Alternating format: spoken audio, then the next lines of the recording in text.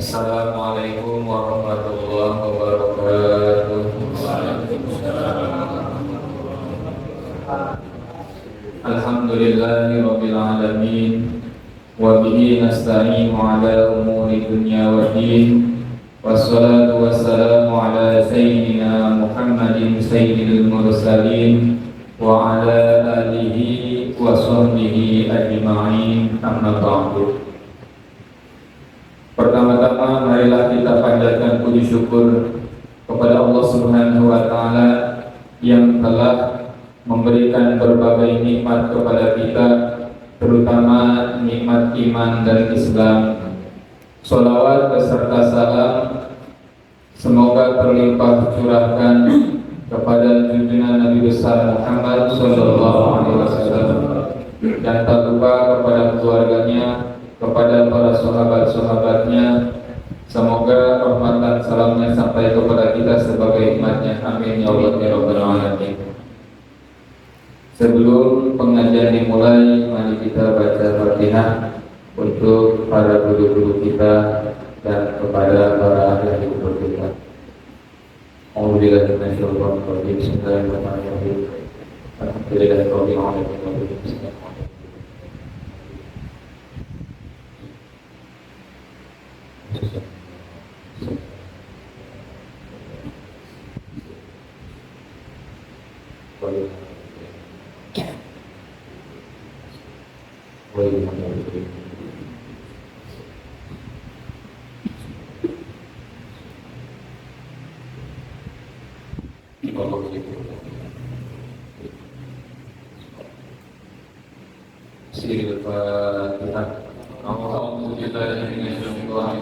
Bismillahirrahmanirrahim. Alhamdulillahirabbil alamin arrahmanir rahim maliki yaumiddin. Iyyaka na'budu wa iyyaka nasta'in. Ihdinas siratal mustaqim. Shiratal ladzina an'amta 'alaihim ghairil maghdubi 'alaihim waladdallin.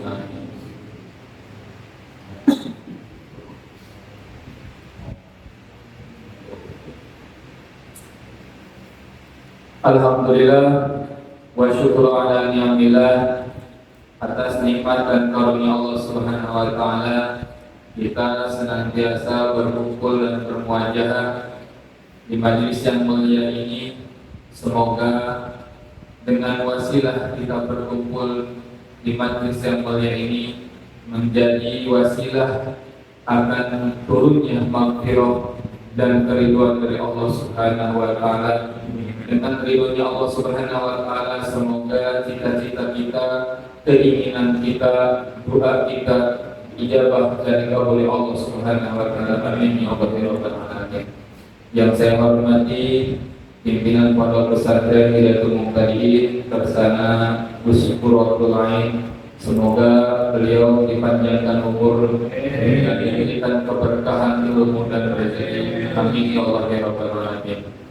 Yang saya hormati para jamaah, bapak-bapak dan ibu-ibu sekalian, semoga kita berada dalam lindungan Allah Subhanahu wa taala. Amin ya Allah ya rabbal alamin. Hadirin ibu bapak sadayana, bahasa Indonesia ya.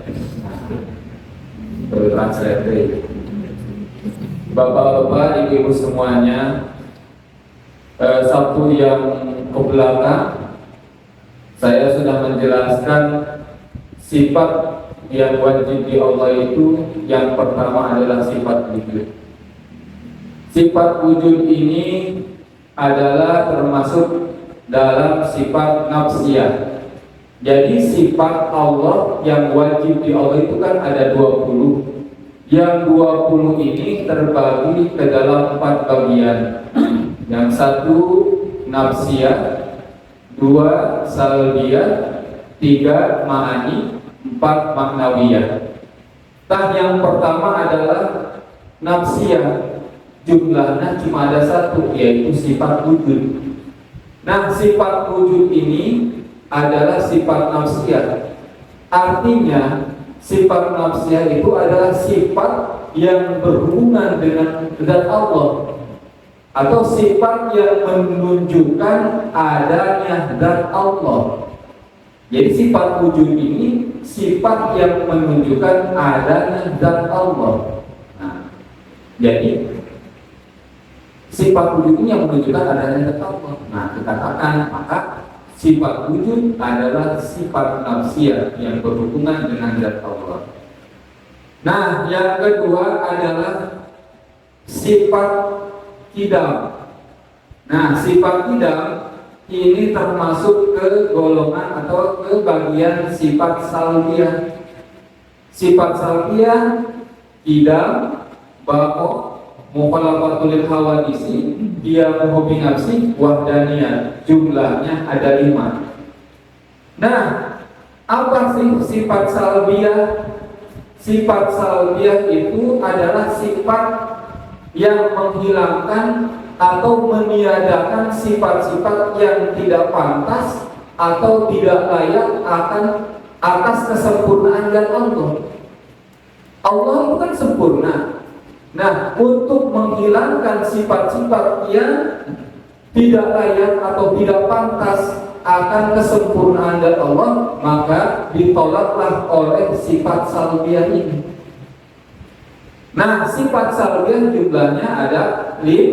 1. Qidam, baqo, mukhalafatul hawadisi, qiyamuhu bi nafsi, wahdaniyah. Moncek bahasa Sunda mah sifat anu nuhutkeun anu eueuh qidam. Qidam eueuh mimitina.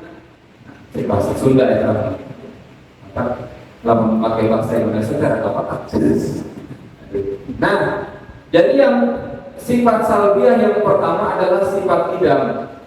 Apa itu sifat qidam? Di sini wayajibu fi haqqihi ta'ala al-qidamu wa ma'nahu annahu la awwala lahu ta'ala.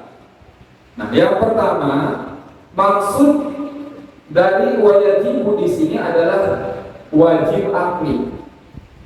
Wajib akli itu akal akan menerima dengan Allah bersifat qidam. Akal tidak akan menerima kalau Allah tidak bersifat qidam. Nah, ini wajib akli. Jadi akal itu menerima atau akal tidak menerima, ini wajib akli. Nah, wajib akli bahwa Allah itu bersifat qidam. Artinya qidam itu terdahulu. Itu terdahulu. Gitu. Allah itu bersifat terdahulu.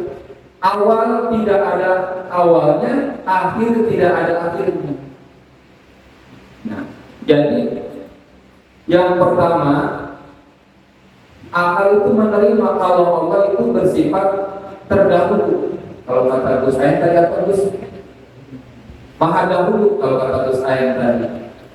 Kalau bahasa Sunda Allah digelar gitu. Tigeula jeung eueuh mimipina, akhir jeung eueuh nu ngakhirkeunana gitu. Bahasa Sunda. Jadi wajib cewek bahasa Sunda heula. Jadi wajib akli nyaeta Gusti Allah kasih peran ku sifat qidam. Artina ayana Allah teh teu aya mimipina eta cek Sunda. Cek bahasa Indonesiana Allah itu bersifat qidam, terdahulu. Dahulunya Allah tidak ada yang mengawali, akhirnya Allah tidak ada yang mengakhiri. Nah, itu yang pertama. Yang kedua, wajib di sini kan wajib akli. Artinya pasti Allah itu bersifat qidam. Jadi karena ini wajib akli, menurut akal pasti Allah itu qidam. Allah itu terdahulu. Nah, mustahil Allah itu baru. Beda lagi dengan kita kan hudus. Nah, lawanan dari kata qidam itu hudus, baru. Kita itu baru. Nah, jadi menurut wajib akli Allah itu qidam, Allah itu terdahulu atau maha dahulu. Terus itu yang kedua. Kita bahas lagi yang ketiga, pendapat hukum syara bagaimana tentang wajib akli. Nah, pandangan hukum syara bagaimana? Sebab wajib syara itu beda dengan wajib akal. Kalau wajib syarat dilaksanakan mendapatkan pahala, ditinggalkan mendapatkan siksa. Ini wajib syarat.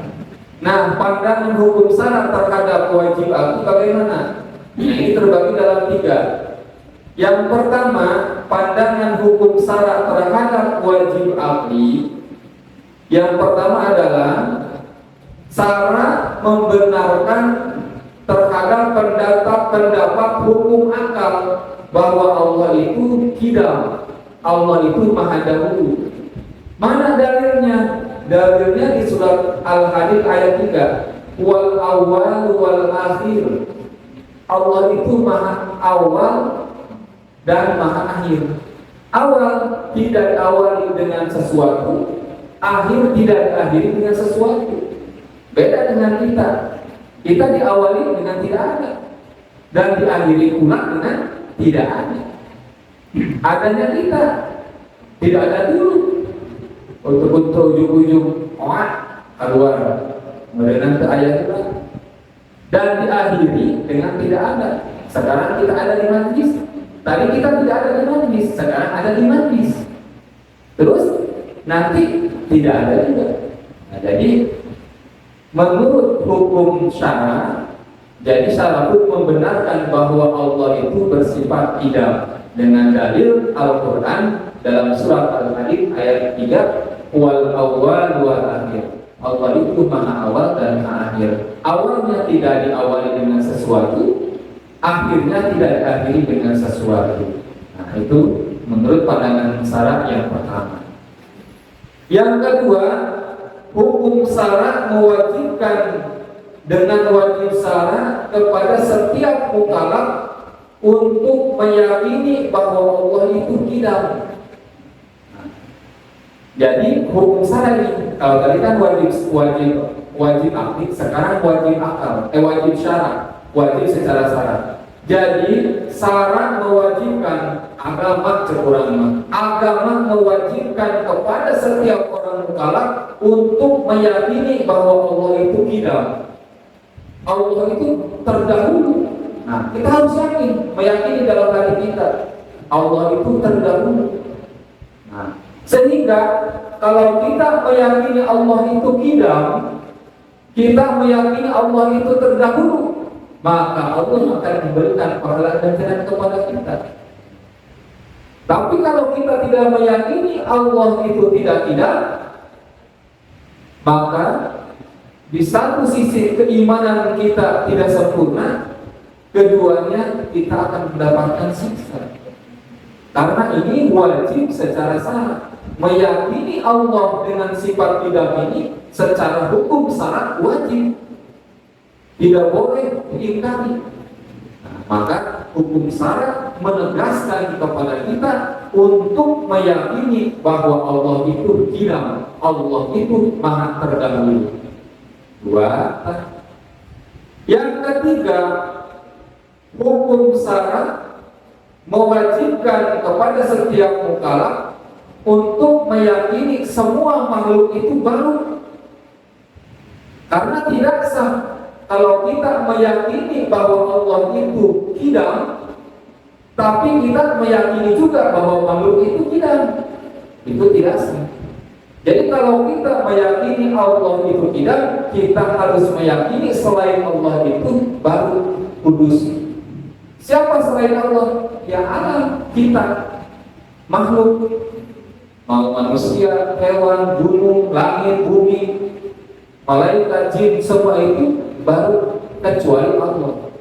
Jadi agar kita sempurna meyakini bahwa Allah itu qidam, kita harus meyakini selain Allah itu kudus, yaitu baru. Itu secara hukum syarat. Bapak Ibu sekalian, jadi hukum syarat pun menegaskan kepada 3 kategori ini. Jadi yang pertama, hukum syarat membenarkan atas qidamnya Allah dengan dalil Al-Quran wal awal wal akhir. Yang kedua, syarat mewajibkan kepada setiap mukallaf untuk meyakini bahwa Allah itu qidam.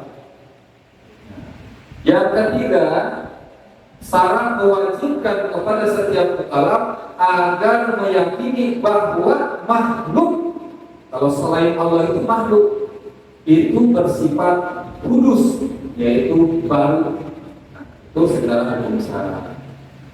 Nah, bagian keempat dari pembahasan sifat kidam, kidam itu terbagi dalam 3 bagian.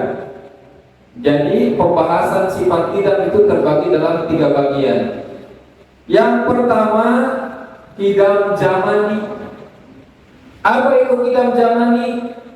Kidam zamani adalah tadi bergabung di kamar pikiran di bahasa Indonesia. Bahasa Sunda kan global. Bahasa Indonesia tadi terdahulu. Jadi ributnya di pematikan. Jadi kidam zamani itu dahulunya satu perkara tidak terkurung oleh waktu. Sering nyanyi ada yang terkurung oleh waktu. Jadi dahulunya satu perkara tidak terkurung oleh waktu. Mana contohnya? Contohnya langit dan bumi. Langit dan bumi ini lebih dulu diciptakan. Itu ujung-ujung kayak jelma. Cicing di mana dia mau langit di bumi? Ayo merahmat. Baru diciptakan dulu langit di bumi anak kayak jelma. Berarti dahuluan langit dan bumi daripada kita. Nah, ini terkurung oleh waktu. Waktunya lama. Sebelum manusia diciptakan, Allah menciptakan langit dan bumi dulu. Itu kurang mah bergaul makhluk yang mengenai itu. Kira kurang diciptakan bulan. Kurang cicing di mana sih gitu? Kan orang mah cicing di bumi kayak diusir bulan. Nabi Adam di surga. Arah, bukan? Nah, jadi Allah menciptakan langit dan bumi dulu. Nah, ini lebih dahulu langit dan bumi daripada kita. Nah, ini dahulunya itu terkurung oleh waktu. Nah, ini dikategorikan kidam zamani. Dahulu terkurung oleh waktu seperti penciptaan langit dan bumi. Lebih dulu langit dan bumi daripada kita. Nah, itu yang pertama. Yang kedua, kidam idopi. Sama pembahasan seperti sifat wujud gitu. Nah, kidam idopi. Apa itu artinya kidam idopi? Dahulunya suatu perkara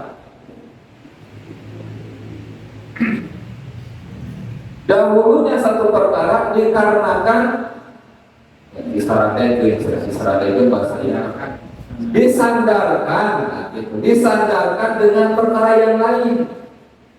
Jadi dahulunya satu perkara disandarkan dengan perkara yang lain. Seperti mana? Disandarkan dengan perkara yang lain. Seperti mana? Seperti anak dan bapak. Mana bapak dan anak? Dahuluan mana bapak sama anak? Pasti bapak. Bapak dikategorikan lebih dulu daripada anak karena disandarkan dengan anak. Tapi kalau bapak disandarkan dengan kakek, lebih dulu mana? Pasti kan kakek. Nah, ini kidam namanya kidam idopi.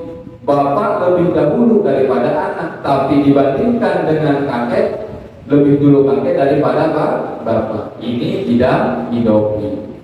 Nah, yang terakhir adalah kidam hakiki. Nah, ini yang dimaksud kidam di sini, kidam hakiki. Kidam hakiki ini terdahulunya satu perkara tidak terkurung oleh waktu, tidak disandarkan dengan yang lain, yaitu kidamnya kidam sifat di Allah. Allah itu terdahulu. Dahulunya Allah tidak diawali dengan sesuatu. Bukan dikarenakan Allah itu kan dahulu karena tidak ada yang tahu, bukan.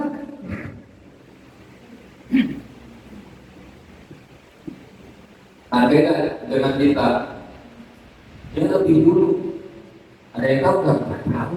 Kayaknya dia yang lebih dulu untuk kita. Tapi kalau Allah itu hidupnya tidak hakiki, tidak terkurung oleh waktu, tidak disandarkan dengan yang lain, dan juga bukan karena tidak ada yang tahu awalnya, bukan.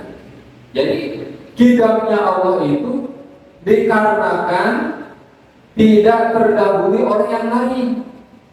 Pokoknya Allah itu maha dahulu, tidak ada yang lebih dahulu daripada Allah. Nah, ini yang dinamakan hidam hakiki. Nah, jadi dari yang tiga ini, hidam hidam zamani sama hidam idopi, yang dua ini termasuk baru. Nah, yang hakiki ini termasuk hidam yang sifat Allah, yaitu hidam hakiki. Bukan dikarenakan tidak ada yang tahu Allah itu dahulunya Allah, bukan karena orang tidak tahu, bukan dahulunya Allah karena zamani, bukan karena disandarkan dengan makhluk, bukan. Tapi di hidupnya Allah itu dikarenakan tidak ada yang mendahului, tidak ada yang mendahului. Jadi Allah itu hidupnya, dahulunya itu tidak ada yang mendahului. Pokoknya Allah mah berlalu-lalu. Itu ayat tidak ilhamnya di. Nah, ini beres tak? Terus, nah kan tadi mulai itu pihak ini tala al-qidam, makanya di lapan al-qidam ini alif lamnya alif lam hakiki. Gitu. Nah, beres tak mau pembahasan qidam atau itu? Ayeuna tuh bahasa Sunda diwari. Yang kelima pembahasannya dari sifat qidam, baqo, mukhalafatul hawadisi, qiyamuhu binafsihi, wahdaniyah. Yang lima ini dikategorikan sifat salbiyah, yaitu sifat yang meniadakan atau menghilangkan sifat-sifat yang tidak pantas atau tidak layak atas kesempurnaan zat Allah. Allah sempurna dengan sifat qidam terdahulu. Dihilangkan mana? Ke ayat penghilaan. Nah, bahasa Indonesia. Tidak ada yang mendahului. Nah, jadi tidak ada yang mendahului. Dihilangkan sifat qidam. Terus, bako Allah itu kekal. Mana anu ngagorengkeunana musnah? Allah itu tidak akan musnah. Dileungitkeun, dihilangkan oleh sifat bako. Terus mukhalafatul hawadisi, Allah itu tidak sama dengan makhluk. Nah, jadi dileungitkeun, dihilangkan lagi oleh sifat Allah itu tidak sama dengan makhluk. Terus qiyamu binafsi. Nah, jadi sifat-sifat salbiyah itu untuk menghilangkan sifat-sifat yang tidak layak atau tidak pantas akan kesempurnaan zat Allah. Karena zat Allah itu sempurna, maka adalah sifat salbiyah ini yang jumlahnya 5. Nah, mana? Nah, maka di sini ada makulat yang kecabut, bahasa Sunda maka cabut, bahasa Indonesia naon Gus? Kecabut. Bahasa kecabut. Jadi ada makulat yang kecabut, yaitu makulat mata. Bukan mata ini, kade. Mata di sini adalah pertanyaan. Mata itu kan kapan? Kapan saya nikah? Ada yang bilang. Kapan saya nikah? Paginya paginya. Sama, kapan? Itu kan. Kapan? Itu jadi kapan? Kayak kapan? Pertanyaan. Mata di sini adalah kapan? Nah, ada yang disebut di bahasa kapan. Ini pertanyaan. Mana? Nah, jadi pertanyaan dan jawaban kapan?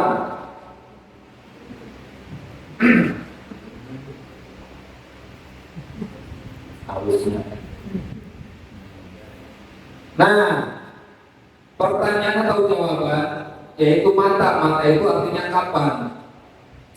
Nah, seperti mana?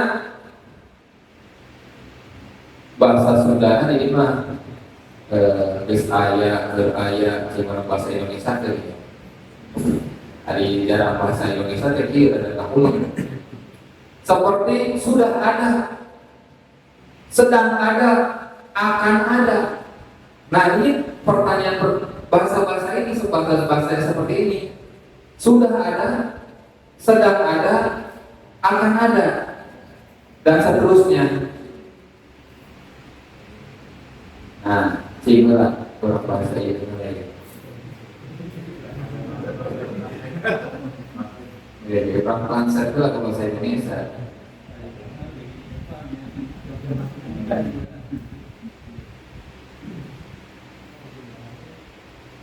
Nah, iya. Si orang bahasa sudah mulai ya. Nah, juga yang mengerti itu. Jadi dia tegasna sakabeh patarosan jeung jawaban iraha anu patani sareng ngucapkeun zaman seperti geus aya, keur aya, bakal aya jeung sajabana tah. Sabab lamun dibasakeun geus aya, ieu berarti tadi eueuh. Gitu. Ci urang bahasa Sunda heula. Lamun dibahasakeun geus aya can. Geus berarti tadi eueuh tah. Gitu. Berarti tadi eueuh. Atawa naon? Bakal aya. Arek datang moal. Ih bakal datang. Berarti aya nanti eueuh tah. Aya nanti eueuh. Dia di bahasa tahun itu sebenarnya positif. Maka butuh pakai ilmu praktek. Ada si wali mah ilmu praktek. Betul dari tahun ini butuh pakai ilmu praktek. Seperti ilmu fikih butuh pakai usul fikih. Maka ini bahasa makula tahu dari ilmu mana. Nah, orang bahasa Sunda kenal. Jadi bahasa keur aya berarti tadina eueuh. Bakal aya berarti tadina eueuh sarua. Nah, jadi kieu urang bahasa Indonesia ge. Jadi bahasa sudah ada itu tadinya tidak ada. Contohnya Ustadz cari sudah ada belum? Oh, belum ada. Oh, sudah ada. Oh, berarti tadi tidak ada. Nah, terus bakal ada, akan ada. Nah, akan ada itu berarti adanya itu tidak ada. Karena tidak ada, cuma akan ada kan. Nah, ini yang kemana nanti? Nanti nyambungnya. Nah, berarti semuanya itu berawal tidak ada. Semuanya berawal tidak ada. Seperti tadi sudah ada, berarti tadinya tidak ada. Akan ada, berarti adanya tidak ada. Karena cuma akan. Nah, berbeda tadi dengan sifat baru. Sifat tidak. Jadi sifat tidak itu kan Allah itu terdahulu. Dahulunya itu tidak ada yang mendahului. Dan tadi akhir dan akhirnya pun tidak ada yang mengakhiri. Pokoknya Allah itu wujudnya itu kidam. Allah itu adanya itu ya tidak ada yang mendahului, terdahulu pokoknya nama. Dan itu kan. Nah, yang terakhir si ayu bahasa Indonesia nama tadi. Kalau sifat salbiah itu adamiyah. Nah, jadi salbiah itu sifat salbiah itu adalah adamiyah. Adamiyah itu bangsa tidak ada. Bangsa tidak ada. Ya tadi itu ya meniadakan sifat-sifat yang tidak layak dan tidak pantas akan kesempurnaan dan Allah. Nah, jadi penjelasan kita ya di sini. Allah itu maha dahulu. Terus ada sifat lalawanana, jangan itu bahasa Sunda, lawan kata dari sifat kidam itu hudus. Apa itu hudus? Hudus itu adalah baru. Selain Allah itu makhluk semuanya itu kasifatan oleh sifat hudus, semuanya itu baru.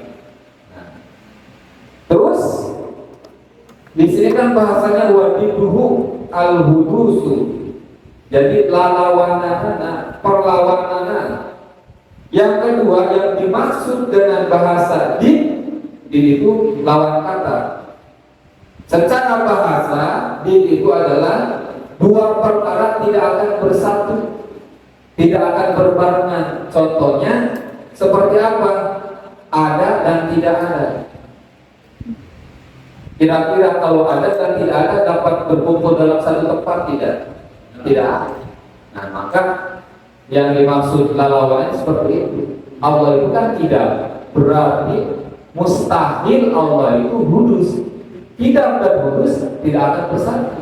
Maka wajib bagi Allah dan meyakini kita bahwa Allah itu tidak. Maka mustahil Allah itu hudus. Nah, jadi wajib dan mustahil tidak akan duduk satu tempat. Nah, ini gitu. Yang ketiga yang dimaksud dengan hudus yaitu baru secara zamani atau baru yang terkurung oleh waktu. Ya, yang baru seperti tadi yang dibahas tadi adalah tadi kidam idopi, kidam zamani. Kidam zamani itu adalah hudus. Nah, sama dengan kidam idopi pun sama tergolong kepada hudus baru. Yang hanya terakhir itu adalah kidam hakiki. Nah, kidam hakiki ini yang dikategorikan kidam sifat Allah, yaitu terdahulu atau maha dahulu. Nah, itulahnya. Soalnya hari tahun ini bulan balik dari seperti guys paham lah nama Allah, maka sifatnya sifat kidam. Allah itu maha dahulu, mustahil Allah itu hudus baru. Itu pakai bahasa Indonesia awalnya itu dah. Bahasa Indonesia ada kecil, bahasa Sunda maknanya telempong. Nah, tapi itu aja gitu. Makanya tadi khutbah deh di itu pakai bahasa Indonesia, pakai teks. Nah, kadang ada nabu testimonial. Jadi pernah satu pas berbicara anu dimaksud Allah mualakan ngamot kene tajama samemeh dibalas di dunianya. Pulau di bahasa Indonesia Allah tidak akan mematikan sebelum dibalas di dunia. Allah sudah mematikan. Tak terus itu pokoknya mudah-mudahan kampanye lancar seperti Gus Ain.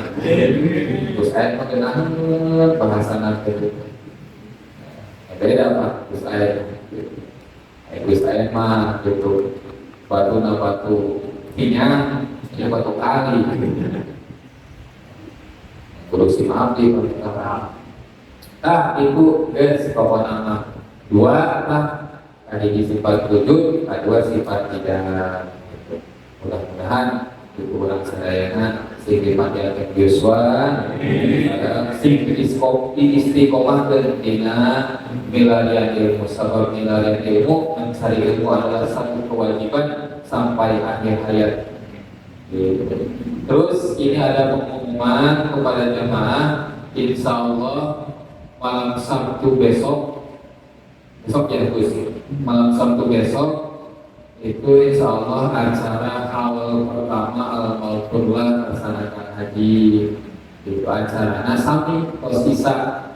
Nah, acara di luar insya Allah ada pengisinya itu yang pertama Kiai Haji Asep Nazaruddin dari Saifuddin Kader, Saifuddin Malik, dia itu Mbak Santri. Kiai Haji Asep Nazaruddin Sekjen MUI Kabupaten Karawang. Yang kedua Abah Kiai Haji Tajuddin Subhi dari Ida Kerangga.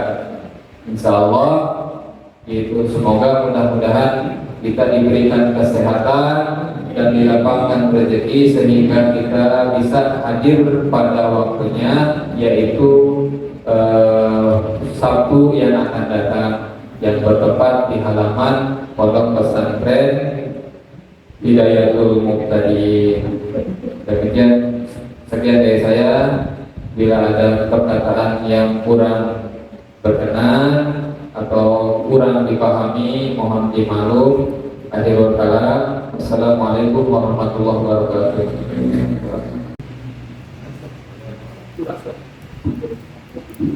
Ada mungkin tambahan sedikit tentang bidang dan kelompok. Bidang dan kelompok intinya gini. Di dalam setiap kehidupan kita itu semua sifatnya ciptaan. Lafaz kata terganti, lafaz kata tetap itu belum ada sebelum Allah itu ada. Belum ada sebelum Allah itu ada. Jadi Allah sudah ada sebelum lafaz dan kata itu sudah diadakan. Jadi bedanya kata ada itu sendiri adalah makhluk, kata dulu sendiri itu makhluk. Sementara Allah tidak disandarkan dengan yang namanya makhluk. Sehingga Allah tidak disandarkan dengan yang namanya makhluk. Adapun kita, pertanyaan tadi Allah di mana, Allah sedang Allah akan apa? Itu pertanyaan baru.